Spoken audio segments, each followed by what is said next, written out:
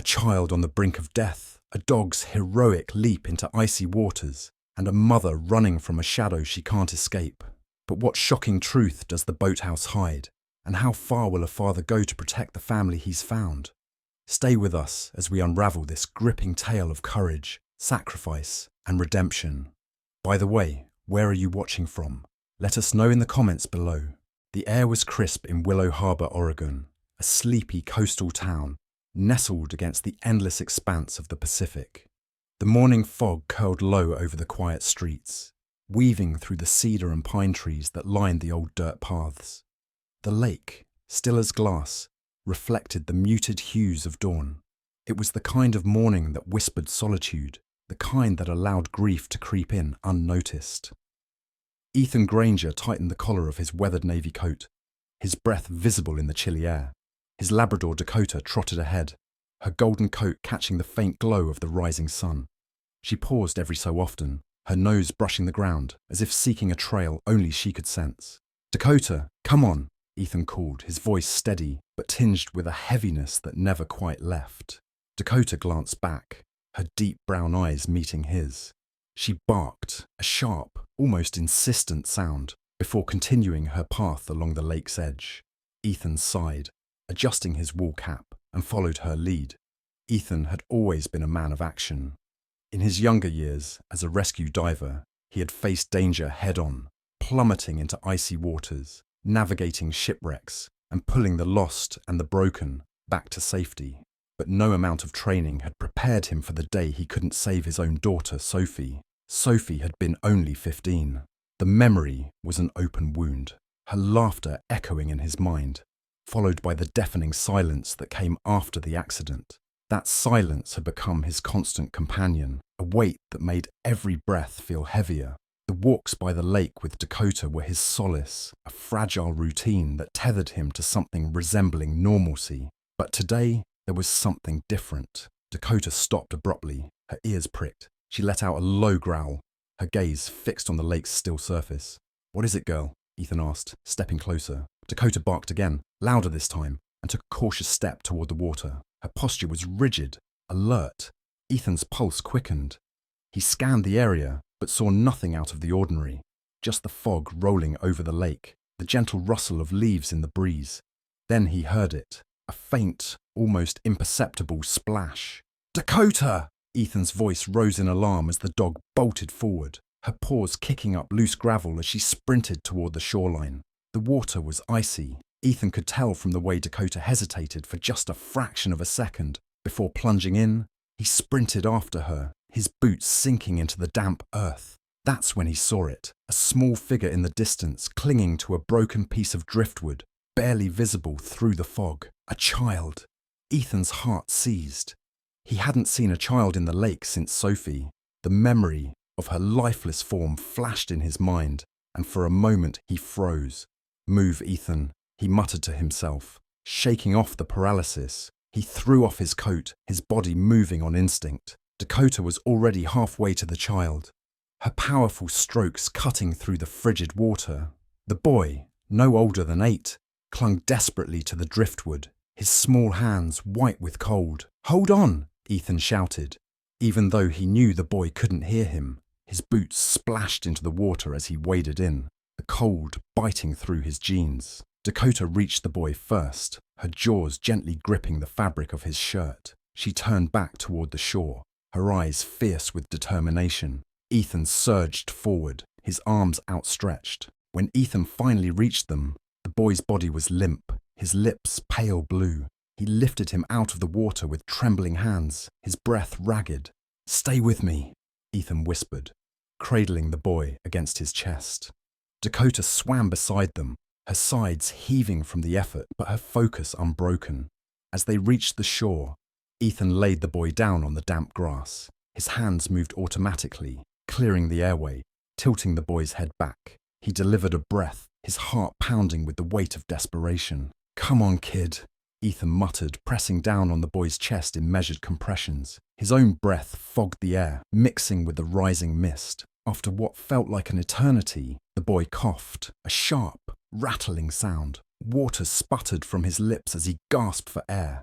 Ethan exhaled a shaky breath, his vision blurring with relief. "You're okay," Ethan murmured, his voice breaking.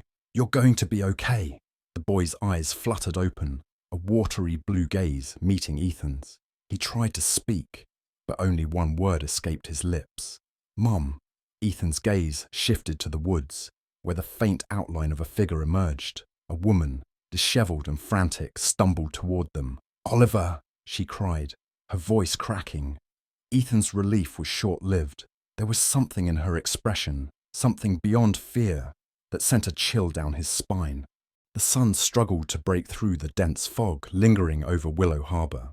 The lake, normally a haven of tranquility, now bore the weight of the morning's chaos. Ethan crouched by the boy, Oliver, who was now breathing weakly. His chest rose and fell in uneven gasps, each one a small victory that nudged Ethan's panic toward relief.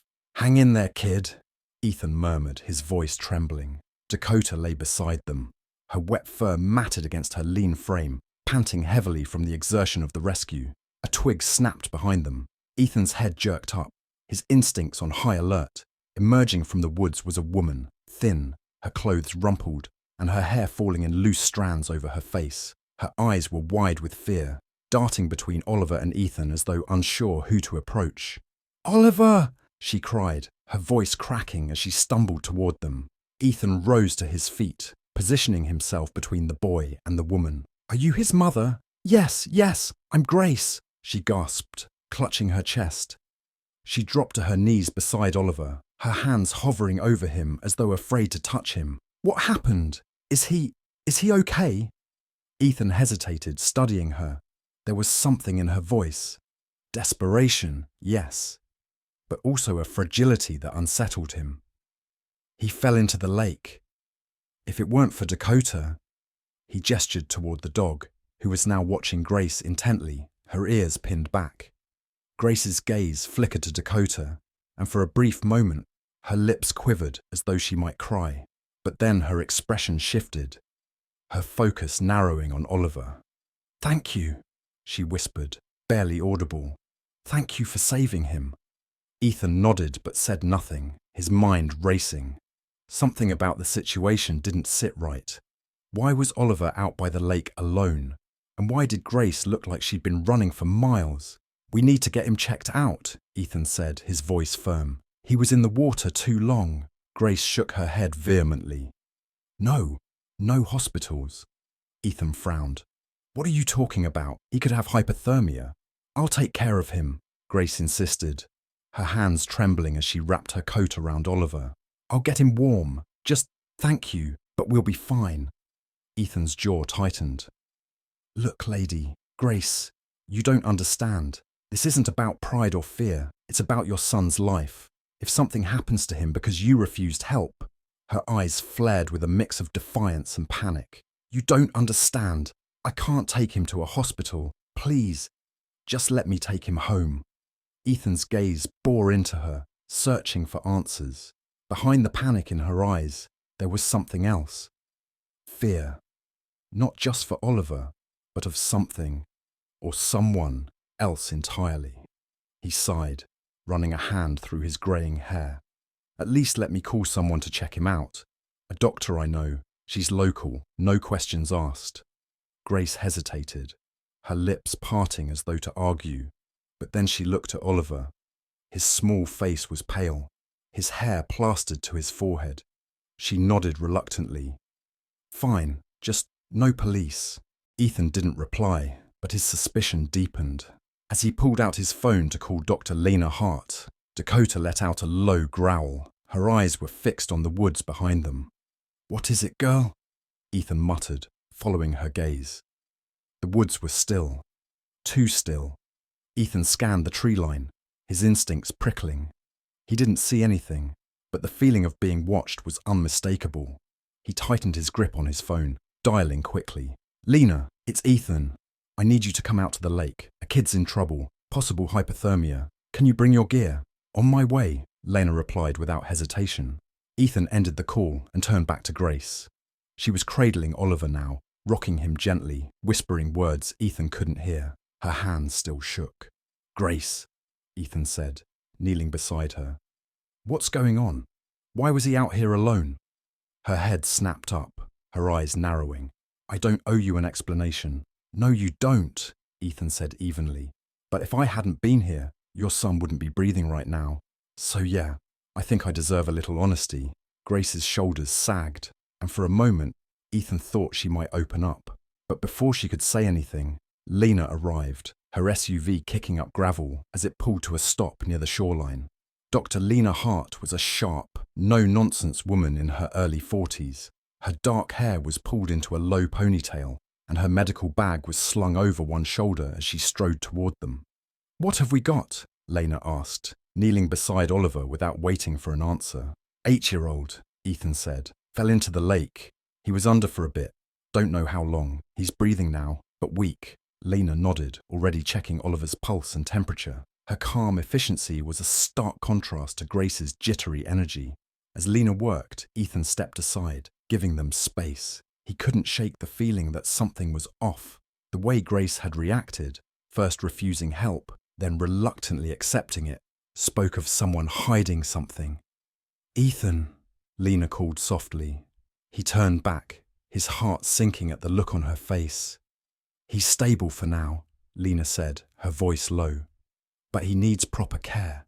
I can set up fluids and warm him here, but if his condition worsens, he'll need a hospital, no exceptions. Grace bristled. I told you, no hospitals. Lena frowned, glancing at Ethan. What's this about? Long story, Ethan muttered. Lena hesitated but nodded. She was used to strange situations. Working in a small town meant dealing with everything from fishing accidents to bar brawls. Still, her eyes lingered on Grace, questioning. As Lena set up her equipment, Dakota began pacing near the tree line again, her ears perked and her growl low. Ethan moved to her side, his eyes scanning the woods. What is it, girl? A sudden rustle made him tense. His gaze locked onto a shadow moving between the trees. It was quick, almost imperceptible, but it was there. Stay here, Ethan said over his shoulder, his voice firm. He took a few cautious steps toward the woods, his breath fogging in the cold air. Ethan! Grace's voice was sharp with alarm. I'll be back, Ethan assured her, though his gut told him otherwise. He pushed through the underbrush, his heart pounding. The shadow was gone, but the feeling of being watched remained. He stopped, listening. The forest was silent except for the occasional rustle of leaves. But then he heard it, a faint snap, like a twig breaking underfoot. Who's there? Ethan called, his voice steady but loud enough to carry. No answer. Ethan stood his ground for a moment longer, before turning back toward the lake. As he emerged from the woods, Dakota greeted him with a relieved bark, her tail wagging hesitantly. Grace was standing now, holding Oliver protectively. Lena had finished her work and was packing up her gear. Everything okay? Lena asked, her brow furrowed. For now, Ethan replied, his tone guarded. But deep down, he knew the morning's events were only the beginning of something much larger and far more dangerous. The drive back to Ethan's house was cloaked in silence. The hum of the old pickup truck filled the space between them, punctuated by the occasional sniffle from Grace or the shallow breaths of Oliver, who lay bundled in a blanket on the back seat. Dakota sat alert next to him, her head resting on her paws, but her eyes scanning the road ahead as if on high alert. Ethan gripped the steering wheel tightly, his knuckles white.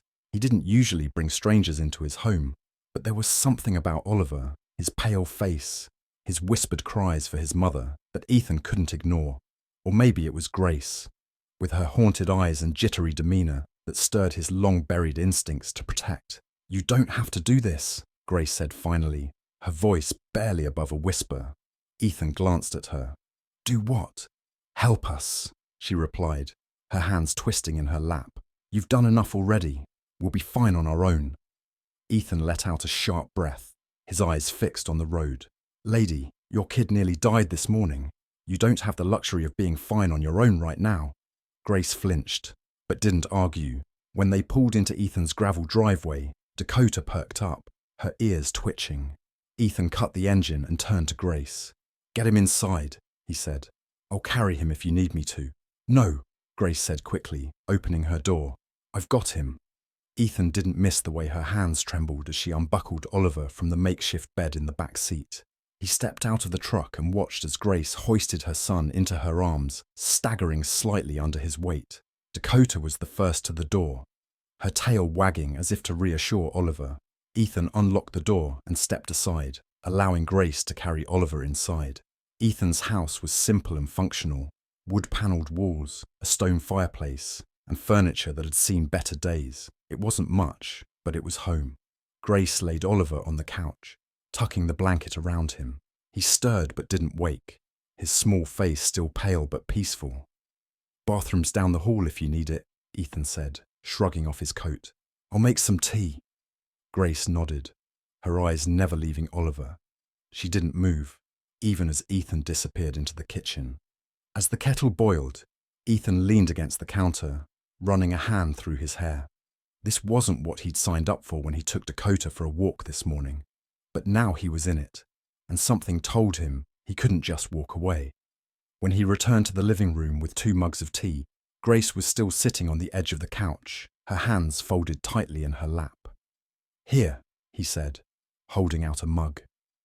"Thank you," she murmured, taking it, but not drinking. Ethan sat in the armchair across from her, Dakota settling at his feet. For a moment, neither of them spoke. "So," Ethan said finally, breaking the silence, "are you going to tell me what's going on?" Grace's head snapped up, her eyes wide. "I already told you." "No," Ethan interrupted, his voice firm but calm. "You didn't. You gave me excuses. Now I want the truth." Grace's hands tightened around the mug, her knuckles white. She looked down at Oliver, her lips trembling. "It's complicated," she said finally. "It always is," Ethan replied. Grace let out a shaky breath, her eyes filling with tears. "I didn't mean for any of this to happen. I was trying to keep him safe." "From what?" Ethan asked, leaning forward. Grace hesitated, her gaze darting to the window as if expecting someone to appear. "From his father," Ethan frowned. "His father?" "Darren," Grace said, her voice barely above a whisper. He's not a good man.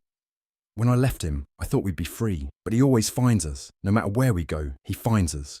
Ethan's jaw tightened. He'd seen men like Darren before, controlling, dangerous, but something about Grace's fear felt deeper, more desperate. "Is he why you didn't want to go to the hospital?" Ethan asked. Grace nodded. "If he knew we were here, if he found us..." Her voice broke, and she covered her mouth with her hand. Ethan sat back, his mind racing. This wasn't just about a boy falling into a lake. This was a family on the run, hiding from a man who would stop at nothing to find them. "Does he know you're here?" Ethan asked. "I don't think so," Grace said. "But he has people, friends, connections. It's only a matter of time." Ethan glanced at Oliver, who shifted slightly in his sleep, and then at Dakota, who was watching Grace with her sharp, intelligent eyes. "You're safe here," Ethan said finally. "For now." Grace looked at him, her eyes filled with a mix of gratitude and disbelief. "Why are you doing this?" Ethan hesitated. He didn't have a simple answer. Maybe it was because he couldn't save Sophie. Maybe it was because Dakota had led him to Oliver. Or maybe it was because he couldn't stand by and do nothing. "Let's just say I've been where you are," he said quietly. The conversation was cut short by a faint sound outside, a car engine, low and rumbling. Dakota's ears perked up, and she let out a low growl. Ethan stood, moving to the window. The driveway was empty, but the sound of the engine lingered. "What is it?" Grace asked, her voice trembling. "Stay here," Ethan said, his voice low. He stepped outside, the cold air biting at his skin. The woods were silent again, but the feeling of being watched returned. He scanned the tree line, his heart pounding. When he returned to the house, Grace was on her feet, clutching Oliver protectively. "Was it him?" she asked, her voice shaking. "No," Ethan said, though he wasn't sure. "But someone's out there." Grace's grip on Oliver tightened, and for the first time, Ethan saw a spark of determination in her eyes. "We can't stay here," she said. "We have to keep moving." "No," Ethan said firmly. "Running won't solve anything. You need help, And if Darren's out there, we'll deal with him. Together. Grace stared at him, her eyes searching his face. Finally, she nodded, her shoulders sagging. Okay, she whispered. As the tension in the room eased, Dakota settled back at Ethan's feet, her watchful gaze never leaving the window. Ethan knew they were far from safe, but for the first time, he felt like they had a chance. The morning light in Willow Harbour was pale and cold, filtering through the pine trees and into the windows of Ethan's modest home. The warmth of the crackling fireplace stood in stark contrast to the tension that lingered in the air. Grace sat at the kitchen table, her fingers tightly gripping a steaming mug of coffee. Across from her, Ethan leaned back in his chair, his expression unreadable but his eyes sharp, watching her closely. Oliver, still pale from the ordeal at the lake, sat cross-legged on the floor with Dakota, who lay beside him like a loyal sentinel. The boy absently stroked the dog's fur, his small fingers tracing circles along Dakota's flank. The scene could have been peaceful, if not for the weight of unspoken fears hanging between the adults. "Do you want to tell me what really happened yesterday?" Ethan broke the silence, his voice calm but firm. Grace looked up sharply, her eyes rimmed with fatigue. "I told you, Darren's been looking for us. We've been moving from place to place. I never meant for Oliver to—" She paused, her voice cracking.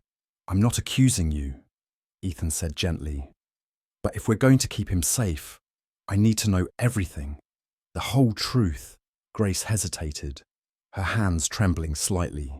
She glanced at Oliver, who was now engrossed in a quiet game with Dakota. Her voice dropped to a near whisper.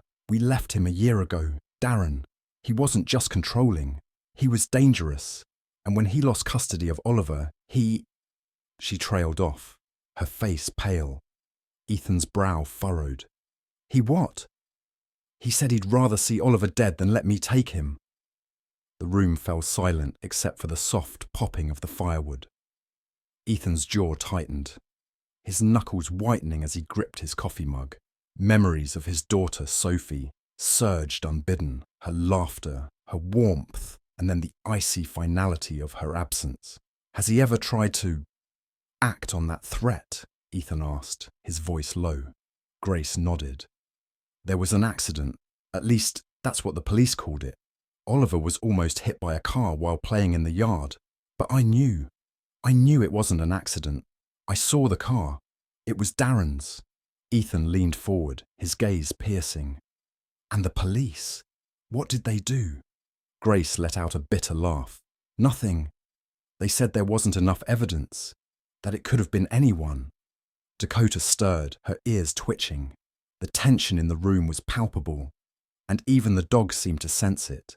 Ethan sighed and ran a hand over his face. "I'm sorry," he said finally. "You shouldn't have to go through this alone."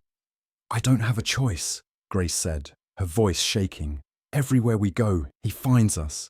I thought Willow Harbour would be different, quiet, safe. But now—" Her voice broke again, and she pressed her hands to her face. "Now you're not alone," Ethan said firmly. "We'll figure this out, together." Grace looked up at him, her eyes glassy with tears. For the first time, she seemed to let the words sink in, her shoulders relaxing slightly. That afternoon, Ethan decided to take a walk by the lake. He needed to clear his head, to think. Dakota padded alongside him, her nose twitching as she sniffed the air. The lake was calm now, its surface reflecting the grey sky above. But Ethan couldn't shake the feeling that the stillness was deceptive, that beneath the surface, something was waiting. As they walked, Dakota veered off the path, her ears perked and her tail stiff. "What is it, girl?" Ethan asked, following her. Dakota led him to a small patch of sand near the water's edge. There, half buried in the dirt, was a bracelet. Ethan crouched and picked it up, brushing off the sand. It was a child's bracelet, delicate and worn. The charm attached to it was a small silver heart engraved with the words, "4-0, love always." Ethan frowned, turning it over in his hands. It didn't look like something Oliver would wear, but it had clearly been there for some time. Dakota barked softly, drawing Ethan's attention.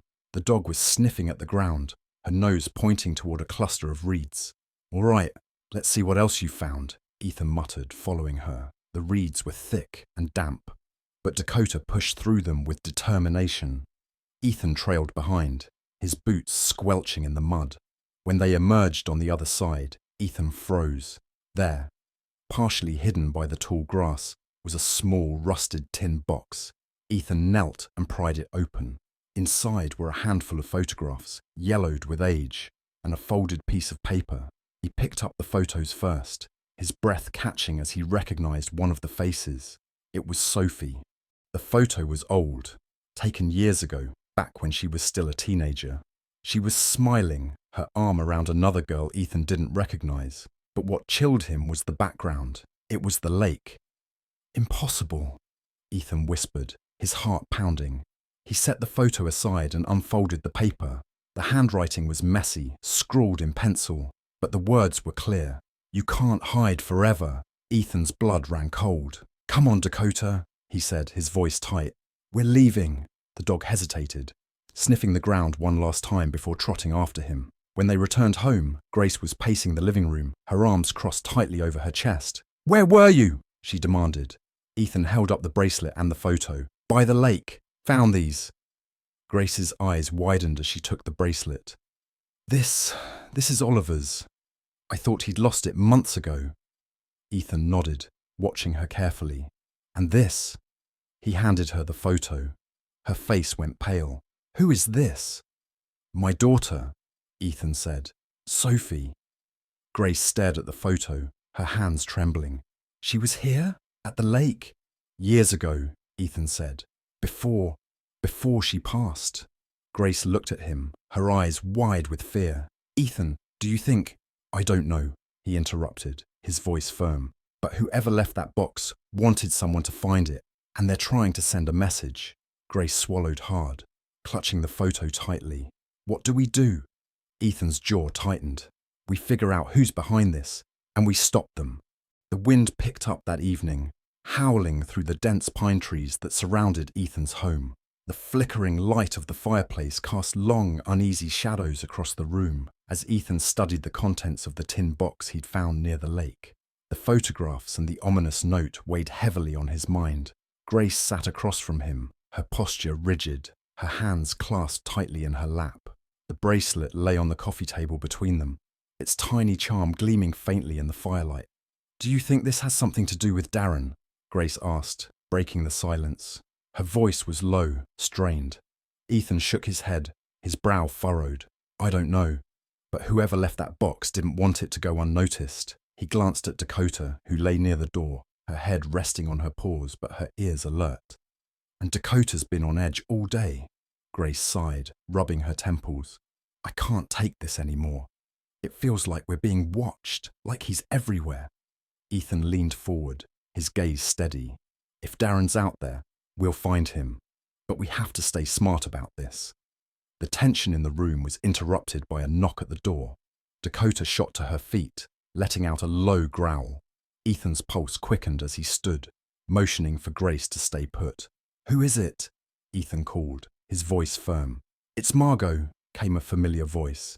Ethan opened the door to reveal Detective Margot Hayes, her sharp eyes scanning the room as she stepped inside. She was in her late 40s, with a no-nonsense demeanour and an air of authority that immediately put people on edge. Ethan, she said, nodding briefly before her gaze landed on Grace.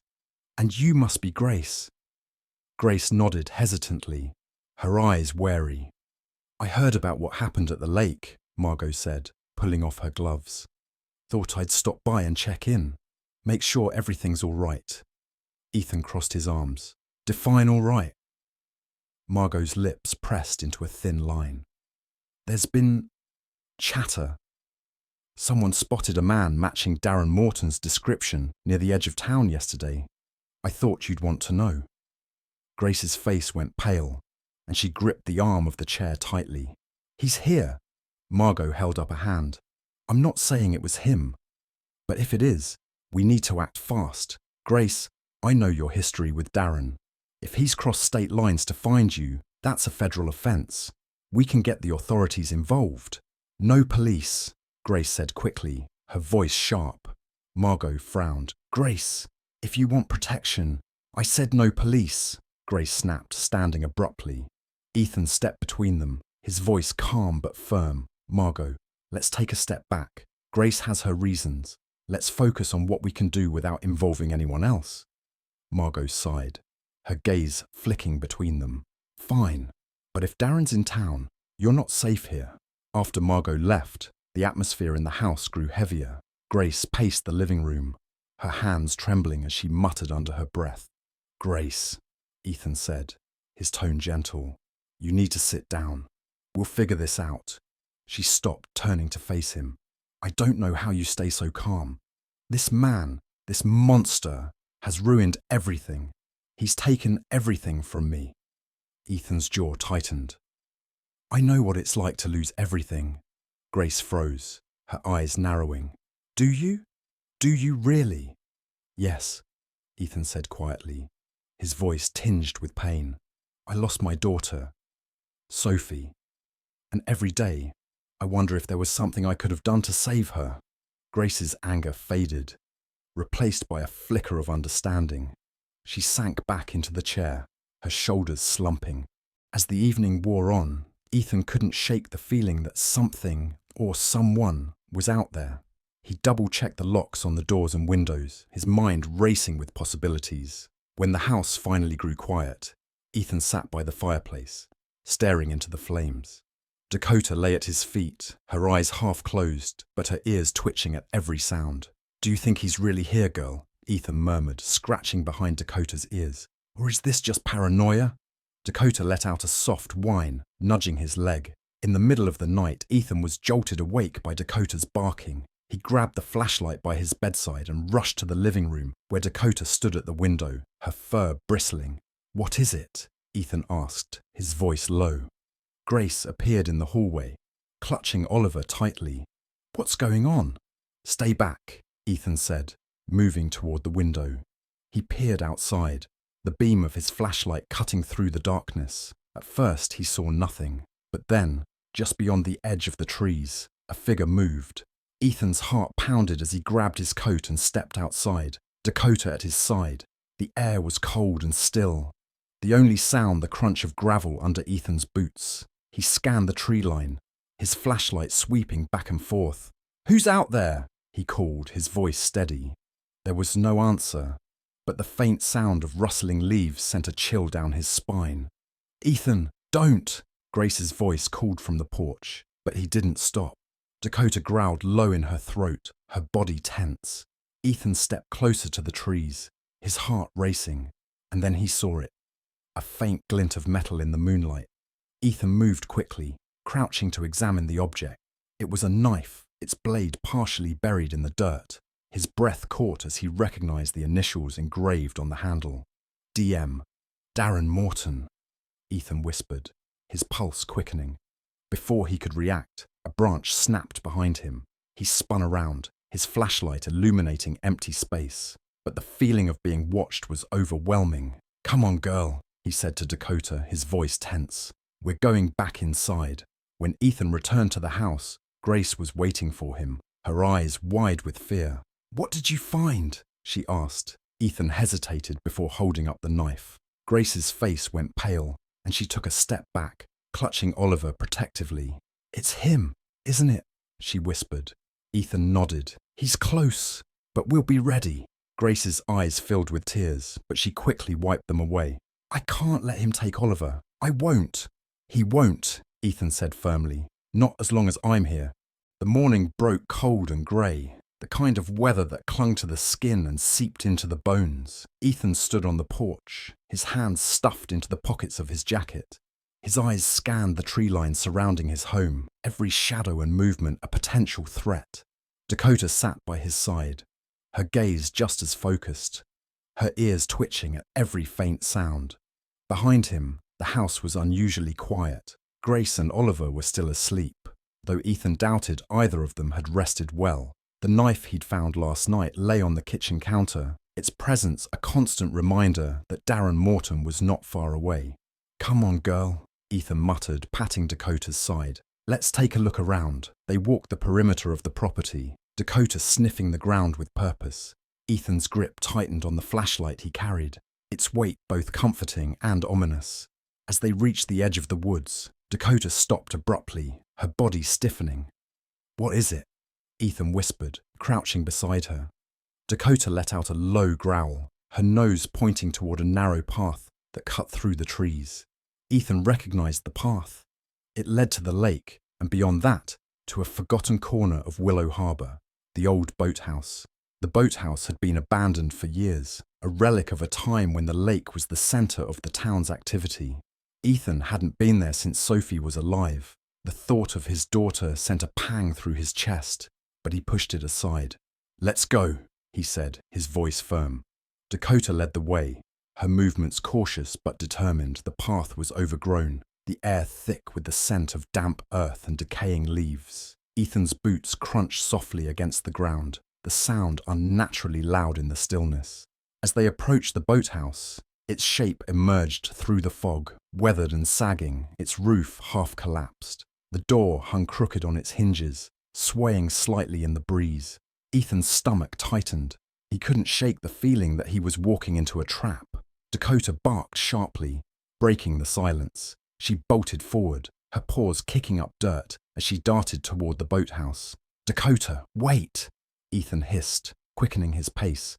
The dog reached the door and stopped, her body tense. She barked again, her tail stiff and her ears pinned back. Ethan approached cautiously, his flashlight cutting through the dim interior of the boathouse. The inside was a chaotic mess of broken furniture, rotting wood, and forgotten belongings. Cobwebs hung like curtains, and the air was thick with the smell of mildew. Dakota sniffed the ground, her growls low and constant. Ethan's flashlight swept across the room, and then he saw it. A pile of scattered papers and photographs on an old workbench. He approached slowly, his heart pounding. The photographs were faded, their edges curled with age. But what caught his attention was the subject. Sophie. She was smiling, her arm draped around another girl Ethan didn't recognize. They were standing by the lake, the same lake where Oliver had nearly drowned. Ethan's breath caught in his throat as he flipped through the photos.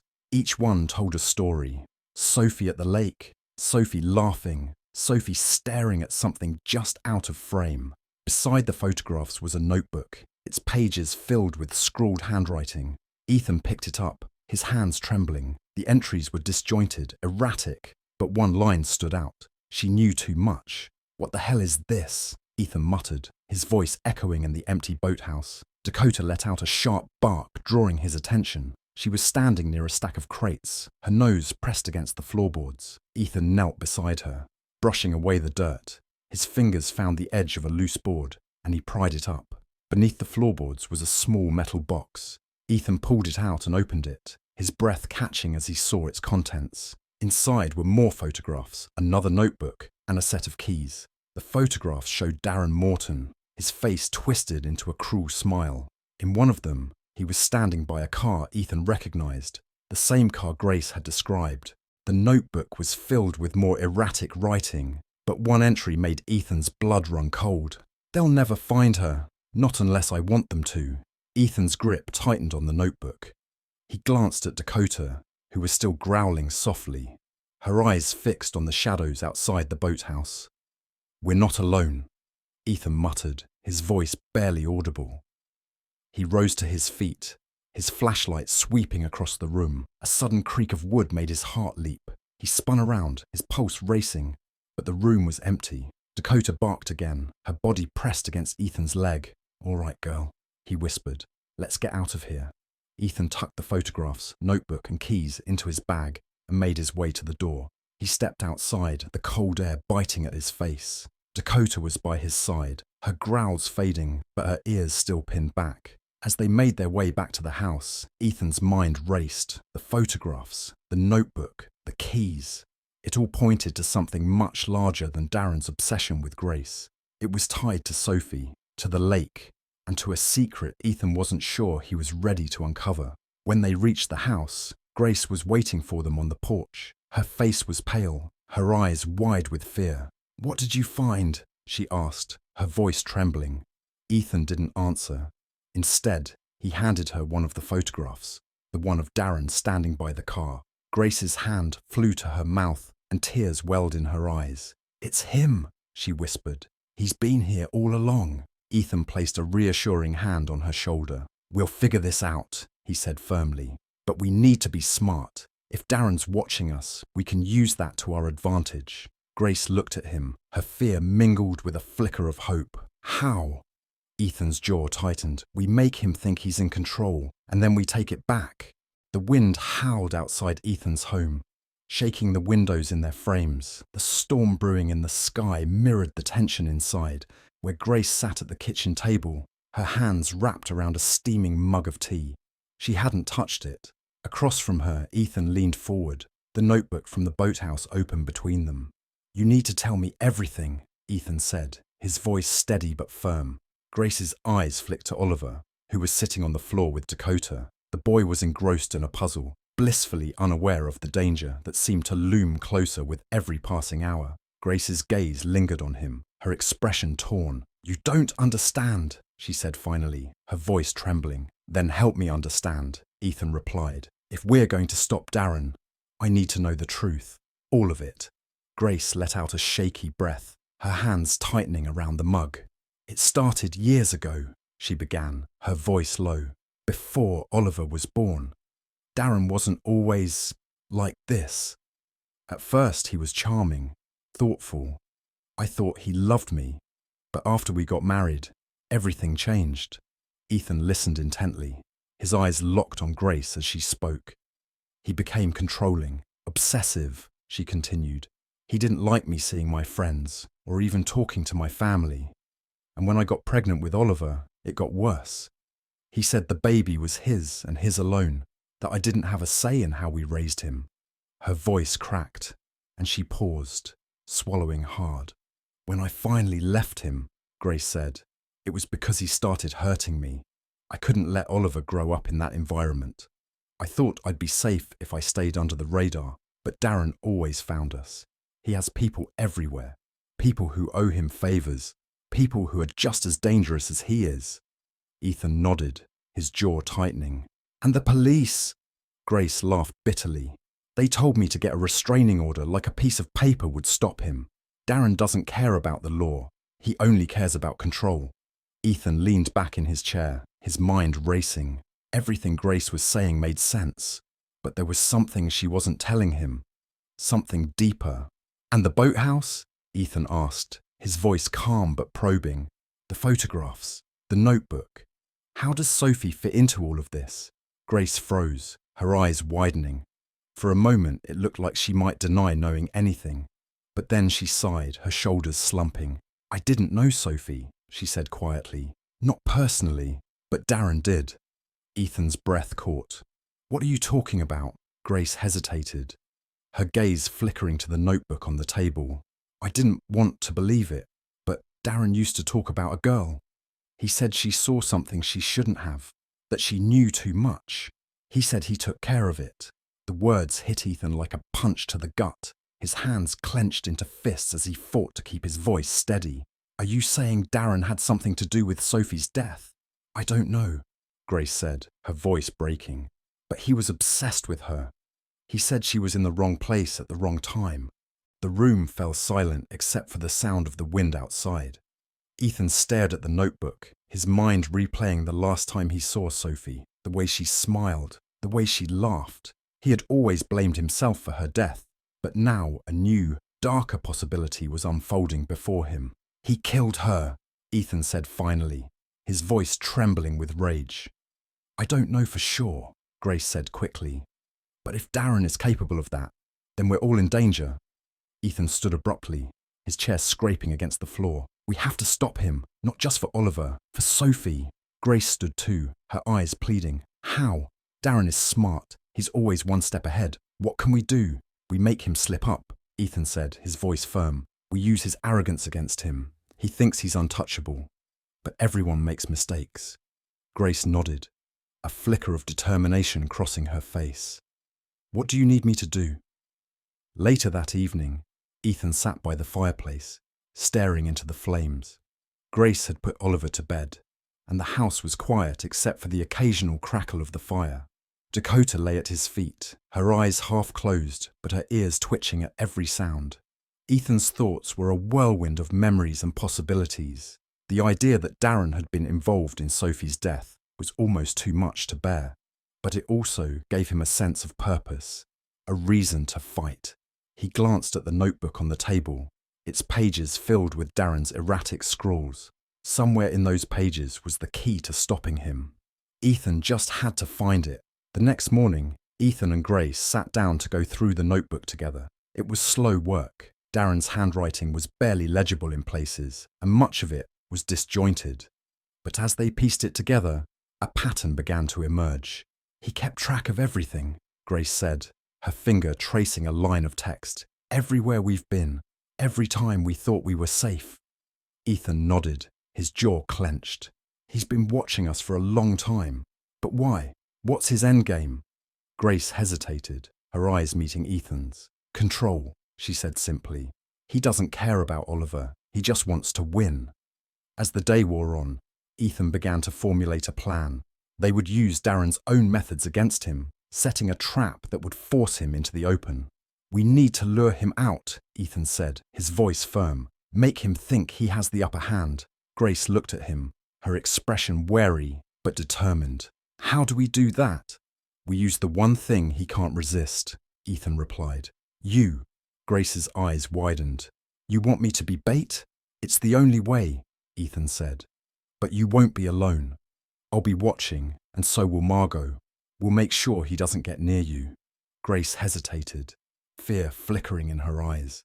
But then she looked at Oliver, who was playing with Dakota in the next room, and her expression hardened. "Okay," she said. "Let's do it." The clock on the wall ticked loudly in Ethan's kitchen, its rhythmic sound marking the tense seconds stretching into minutes. Grace stood by the window, her hands gripping the edge of the counter so tightly that her knuckles turned white. Outside, the wind whipped through the trees, bending their branches under its force. Oliver sat at the dining table, his small hands clutching a pencil as he coloured a picture of Dakota. The boy's innocence was a sharp contrast to the storm brewing around him. Dakota lay by his feet, her body alert even as she appeared calm, her ears twitching at every sound. Ethan paced the room, his boots scuffing against the wooden floor. His mind was racing, replaying every detail of their plan. It was dangerous, but they had no choice. Darren was getting bolder, and the longer they waited, the more dangerous he became. "We're running out of time," Ethan said, breaking the heavy silence. Grace turned to face him, her eyes filled with determination that barely masked her fear. "What do we do next?" Ethan stopped pacing and looked at her. "We set the trap, tonight." As the sun dipped below the horizon, casting the town of Willow Harbour in a dusky glow, Ethan and Grace finalised the plan. They would lure Darren to the abandoned boathouse using Grace as bait. Margot Hayes, the local detective, would be stationed nearby with backup, ready to move in the moment Darren showed his face. "It's risky," Margot had warned earlier that day when Ethan explained the plan. "He's unpredictable. If this goes wrong..." "It won't," Ethan had said firmly. "We'll make sure it doesn't." The hours leading up to the confrontation passed in a haze of preparation. Grace practiced her part, rehearsing the lines she would say to Darren to draw him in. Ethan double-checked the equipment they would use to communicate with Margot, two-way radios and a small hidden microphone Grace would wear. Oliver, sensing the tension but not fully understanding its cause, stayed close to Dakota. The dog seemed to sense his unease, resting her head on his lap and letting him scratch her ears for comfort. "Will everything be okay?" Oliver asked Ethan quietly as the older man knelt to check Dakota's tracking collar. Ethan paused, meeting the boy's wide, worried eyes. "I promise," he said, his voice steady. "I won't let anything happen to you or your mum." Oliver nodded, but his small hands gripped Dakota's fur a little tighter. Night fell quickly, the darkness swallowing the remnants of the day. The air was cold and damp as Ethan and Grace made their way to the boathouse. Grace was bundled in a thick coat, but her hands still trembled. Ethan carried a flashlight and a small bag of supplies, his eyes scanning the path ahead for any signs of movement. The boathouse loomed in the distance, its weathered frame barely visible against the dark water of the lake. It felt like the air itself was holding its breath, waiting for the inevitable. "Are you sure about this?" Grace asked, her voice a whisper. Ethan glanced at her, his expression grim. "We don't have a choice." When they reached the boathouse, Ethan set up the microphone and tested the connection with Margot. "We're in position," he said into the radio. Margot's voice crackled back. "Copy that. We're about 200 yards out. Stay put, and don't engage unless absolutely necessary." "Understood," Ethan replied. He turned to Grace, who was standing near the edge of the boathouse staring out at the lake. "You ready?" She nodded, her face pale but resolute. "Let's do this." Grace stepped into the boathouse, her footsteps echoing against the wooden floor. Ethan stayed just outside, hidden in the shadows with Dakota at his side. The dog's body was tense, her ears pinned back as she watched Grace disappear into the building. Minutes passed, each one stretching into an eternity. The wind rattled the broken windows, and the water lapped softly against the dock. Then, faintly, there was the sound of approaching footsteps. Ethan's heart pounded as he gripped the radio. "Margot, someone's here. Hold your position," Margot replied. The footsteps grew louder, accompanied by the creak of wood as someone entered the boathouse. Ethan strained to see through the cracks in the walls, his breath fogging in the cold air. "Grace," a voice called out. Ethan's blood ran cold. It was Darren. Grace's voice trembled as she responded. "I'm here." "You made this too easy," Darren said, his tone smug. Ethan clenched his fists, forcing himself to stay still. Inside the boathouse, Grace stood near the workbench, her back to the door. She turned slowly as Darren approached, his shadow stretching across the floor. "You've been running for a long time," Darren said, his voice low. "But you always knew I'd catch you." Grace swallowed hard, her hands clenched at her sides. "You don't have to do this, Darren. Let us go. Let Oliver go." Darren laughed, the sound harsh and bitter. "Let you go? After everything you've done? No, Grace. This ends tonight." Ethan's radio crackled softly. "We're moving in," Margot's voice said. But before Ethan could respond, Darren suddenly grabbed Grace's arm, pulling her close. "You think you're smart, don't you? Setting a trap for me?" Ethan's heart dropped. He stepped into the boathouse, his voice booming. "Let her go, Darren." Darren spun around, his grip on Grace tightening. "And who are you supposed to be? The hero?" Ethan took a step forward, his hands raised. "This doesn't have to end badly. Let her go, and we can talk." Darren smirked. "Talk? There's nothing to talk about." The sound of footsteps outside signaled the arrival of Margot and her team. Darren's expression shifted, his eyes narrowing as he realized he was surrounded. In a last-ditch effort, Darren shoved Grace aside and lunged for the doorway. But Dakota was faster. The dog barked loudly, lunging at Darren and forcing him back. The room erupted into chaos as Margot and her officers stormed in, guns drawn. Darren fought wildly, but he was quickly overpowered and restrained. Grace collapsed into Ethan's arms, her body shaking. "It's over," she whispered. Ethan held her tightly, his eyes never leaving Darren as the officers dragged him away. "It's over," Ethan echoed, though his voice carried a note of uncertainty. The storm had rolled in hard and fast. Thunder cracked in the distance, shaking the windows of Ethan's home. Rain pelted the roof like 1,000 tiny hammers, creating a cacophony that matched the turmoil in Ethan's mind. Though Darren had been taken into custody, a sense of unease hung heavily in the air. Ethan paced the living room, his thoughts racing. Something didn't feel right.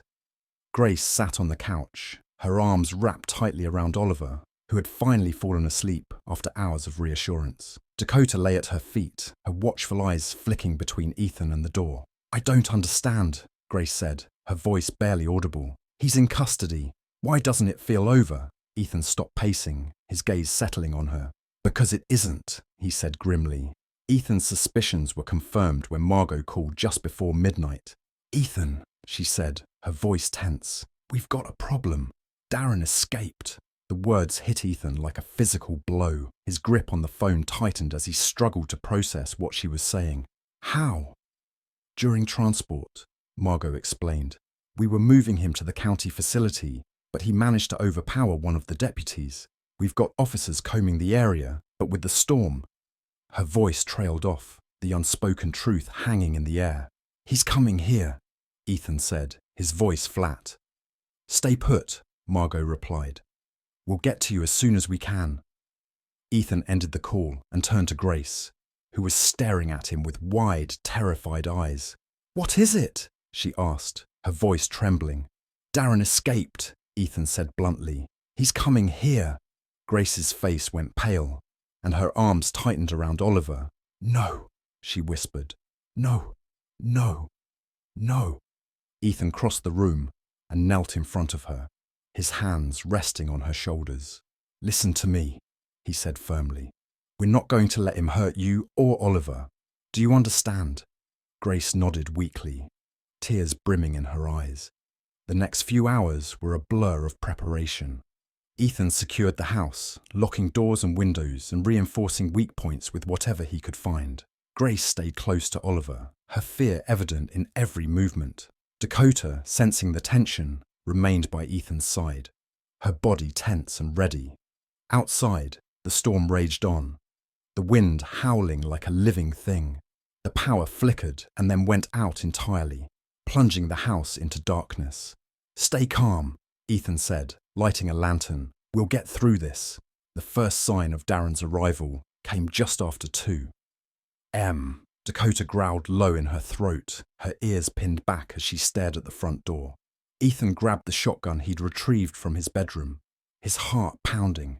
Grace, take Oliver and hide, he said, his voice steady despite the fear coursing through him. Grace hesitated, her eyes wide with panic. Now, Ethan urged. Grace nodded and scooped Oliver into her arms, disappearing into the hallway. A loud crash shattered the stillness, and the front door splintered under the force of a heavy blow. Darren stepped into the house, his face twisted with rage. Rain dripped from his clothes, pooling on the floor as he advanced into the living room. Where are they? Darren demanded, his voice a low growl. Ethan stepped forward, the shotgun raised. You're not getting near them, he said coldly. Darren sneered. You think you can stop me, old man? Try me, Ethan replied. The confrontation was explosive. Darren lunged at Ethan, and the two men grappled fiercely. The shotgun was knocked from Ethan's hands, skidding across the floor as they struggled. Dakota barked furiously, leaping at Darren and sinking her teeth into his arm. Darren roared in pain, throwing the dog off him, but Dakota quickly regained her footing, standing protectively between Darren and the hallway where Grace and Oliver were hiding.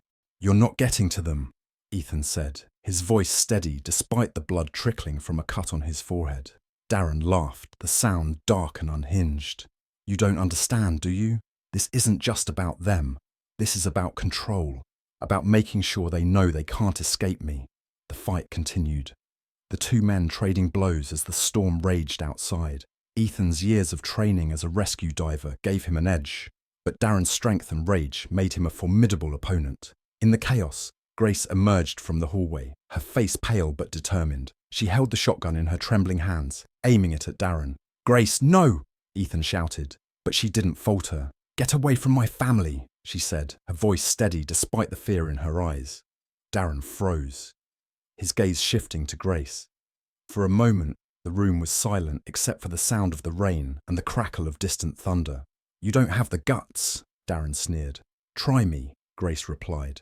Darren took a step toward her, but before he could get any closer, Dakota lunged at him again, knocking him off balance.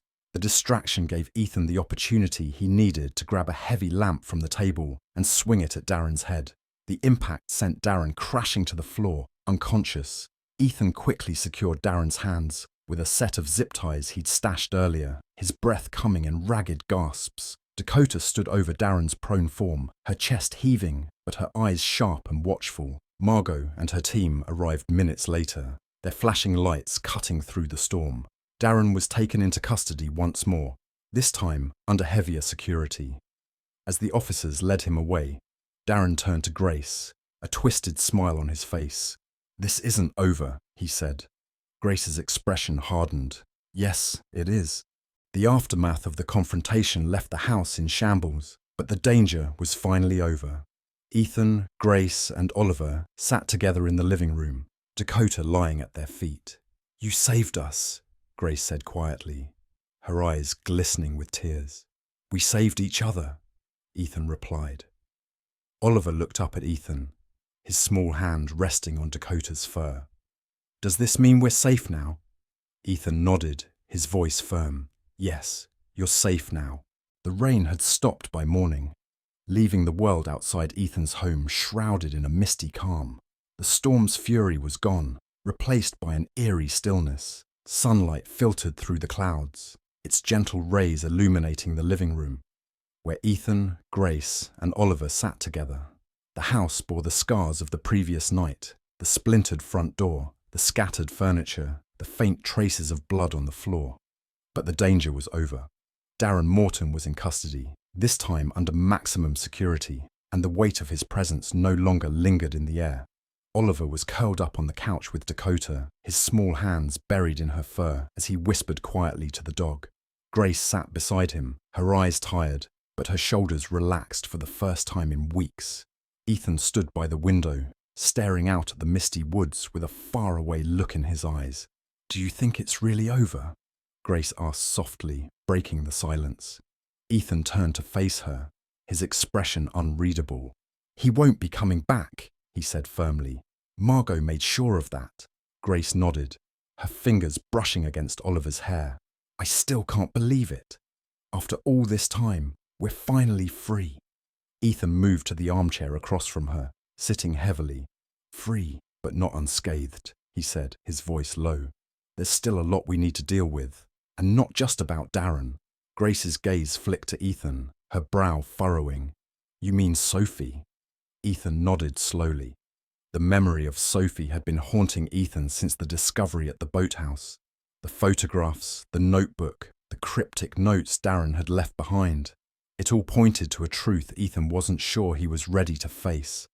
"I need to know what happened to her," Ethan said, his voice trembling slightly. "If Darren was involved, I need to know why." Grace hesitated, her eyes searching his face. "I don't know much," she said finally, "but I'll help you figure it out, whatever it takes." Ethan looked at her, his eyes filled with gratitude. "Thank you." Over the next few days, the house slowly returned to normal. The front door was replaced, the furniture was repaired, and the traces of the confrontation were scrubbed away. But the emotional wounds lingered, and Ethan found himself drawn back to the boathouse, searching for answers. With Grace's help, he pored over the notebooks and photographs Darren had left behind. The cryptic messages slowly began to form a picture, one of manipulation, control, and a tangled web of secrets that stretched back years. One photograph in particular caught Ethan's attention. It showed Sophie standing near the edge of the lake, her expression serious. Behind her, partially obscured by the trees, was a car Ethan recognized. "That's Darren's car," Grace said, leaning over his shoulder. Ethan's breath caught in his throat. "What was he doing with her?" Grace shook her head.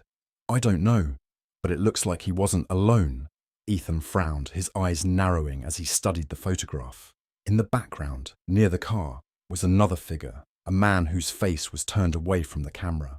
Determined to uncover the truth, Ethan reached out to Margot. Together, they tracked down records from the time of Sophie's death, piecing together a timeline that had always felt incomplete. What they discovered was chilling. Darren had been involved in an illegal smuggling operation years ago, using the lake as a drop point. Sophie, curious and adventurous, had stumbled upon one of their meetings. "She must have seen something she wasn't supposed to," Margot said, her voice grim. Ethan's hands clenched into fists, and Darren couldn't risk her talking. The revelation was a bitter pill to swallow. For years, Ethan had blamed himself for Sophie's death, believing he could have done something to save her. Now he knew the truth. Her death had been a deliberate act, a cold-blooded decision made by men who valued their secrets more than her life. But knowing the truth brought a strange sense of peace. It didn't erase the pain, but it gave Ethan a sense of closure he hadn't thought possible. Back at the house, Ethan sat with Grace and Oliver by the fireplace. The boy was playing with Dakota, his laughter filling the room with a warmth that seemed to chase away the lingering shadows. Grace looked at Ethan, her expression soft. "You found your answers." Ethan nodded, his gaze fixed on the fire. "I did, and now I need to figure out what to do with them." Grace reached out, placing a hand on his arm. "You don't have to do it alone.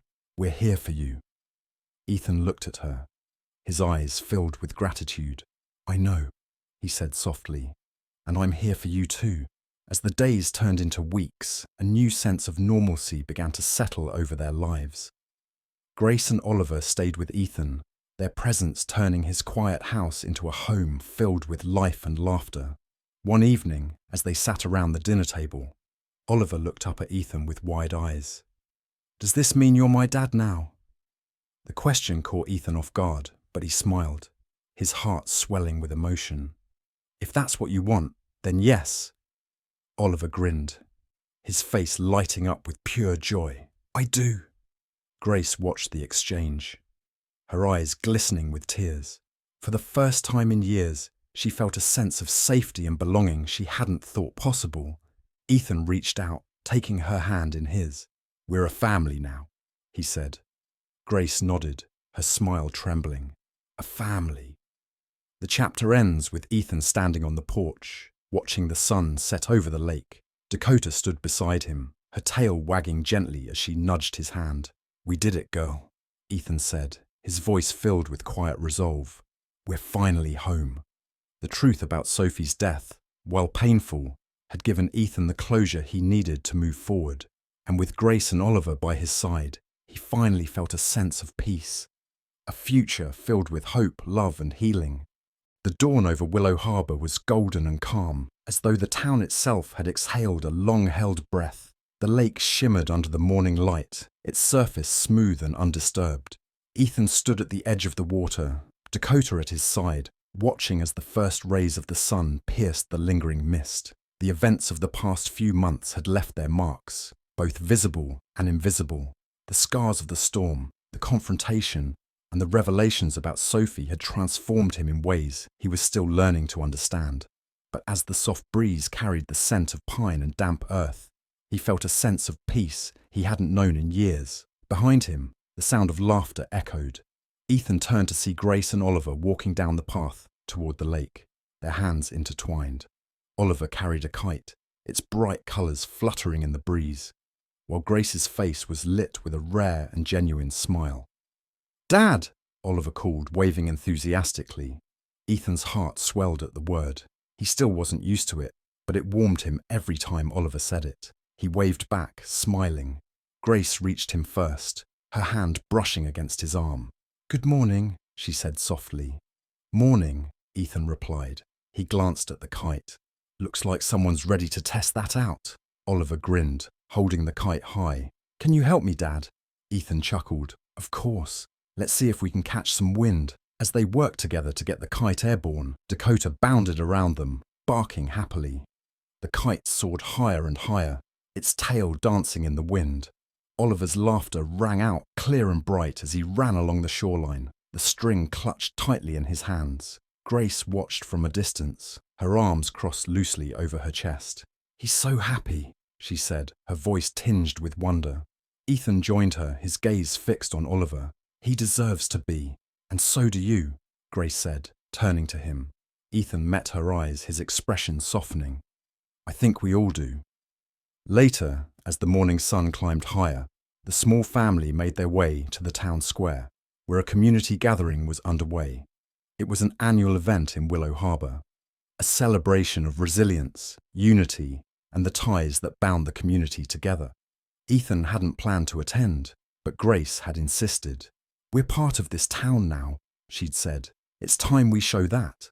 The square was alive with activity. Tables were set up with food and crafts. Children ran around with balloons, and the air was filled with the hum of cheerful conversation. As they mingled with the crowd, Ethan noticed Margot standing by one of the booths, talking to a group of residents. She spotted him and waved, a rare smile on her face. "Ethan," she called as he approached. "Good to see you here." "Good to be here," he replied. Margot glanced at Grace and Oliver, who were chatting with a local baker. They look happy, she said. They are, Ethan said. He hesitated, then added, "Thank you, Margot, for everything." Margot nodded, her expression softening. "You don't have to thank me. You did the hard part." As the day went on, Ethan found himself reflecting on how far they'd come. The fear and uncertainty that had once overshadowed their lives had given way to something brighter. A sense of belonging, of hope.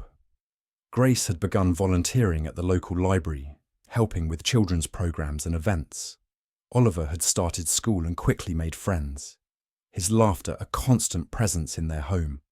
And Ethan had reopened his small repair shop, finding solace in the rhythm of his work. That evening, as the sun dipped low in the sky, the family returned to the lake. The water glowed with the colours of the setting sun, and the air was filled with the chirping of crickets. Ethan built a small fire near the shoreline, its warmth casting a golden glow over their faces. Oliver sat beside Dakota, feeding her bits of marshmallow as she wagged her tail happily. Grace leaned against Ethan, her head resting on his shoulder. "This feels like a new beginning," she said softly. "It is," Ethan replied, his voice filled with quiet certainty. As the stars began to appear, Oliver looked up at Ethan with wide, curious eyes. "Do you think Mum is watching us from up there?"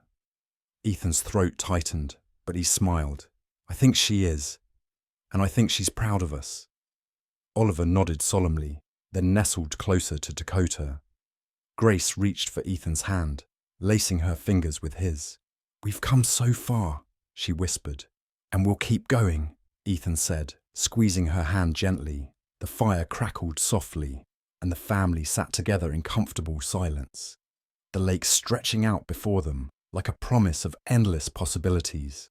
For the first time in years, Ethan felt whole. He had found a family, a purpose, and a sense of peace that had once seemed impossible.